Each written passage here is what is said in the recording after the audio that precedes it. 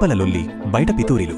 Washington DC గల్లీలో గొడవ జరిగితే గెలువలేనోడు ఇంట్లోకి వచ్చి పెళ్లాం పిల్లల మీద ప్రతాపం చూపినట్టు ఉంది అమెరికా వ్యవహారం. ఇరాన్ మీద యుద్ధం చేద్దామని పోయి అక్కడ దెబ్బలు పడుతుంటే ఇప్పుడు రక్షణ మంత్రి పీట్ హెగ్సెత్ గారు తన కోపాన్నంతా సొంత ఆర్మీ అధికారుల మీద చూపిస్తున్నాడు. ఒకటి, లోపల కోతలే కోతలు. రక్షణ శాఖలో ప్రక్షాళన.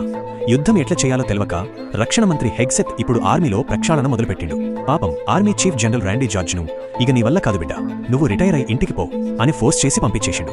2027 దాకా పదవి ఉన్నా సరే నీ ఫేస్ నాకు నచ్చలేదు అన్నట్టు అర్ధాంతరంగా సాగనంపారు. ఒక్క జార్జ్ మాత్రమే కాదు, navy chief Lisa Franchetti, air force general Jim Slife, ఇట్లా ఒకరి తర్వాత ఒకరిని వరుసగా లేపేస్తున్నారు.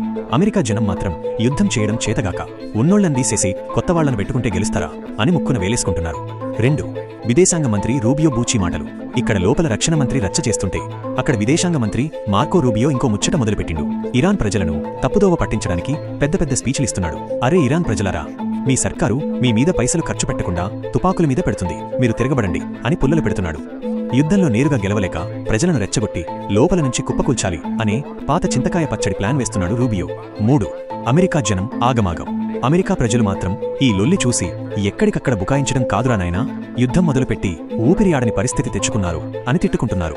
ఇరాన్ ఆర్థిక వ్యవస్థను దెబ్బకొడతామని ఒకడు, ఆర్మీ జనరల్స్ ముసలోళ్లైపోయారని ఇంకొకడు.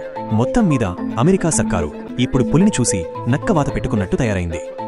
చివరి మాట, యుద్ధం క్షేత్రంలో చేతకాక లోపల అధికారులను తీసేయడం, బయట దేశాల ప్రజలను రెచ్చగొట్టడం చూస్తుంటే అమెరికా తన పరువు తానే తీసుకుంటున్నట్టు అనిపిస్తుంది. మొత్తానికి అమెరికా పెద్దలు చేస్తున్న ఈ పనికిరాని పనులు ప్రపంచం ముందు నవ్వుల పాలవుతున్నాయి.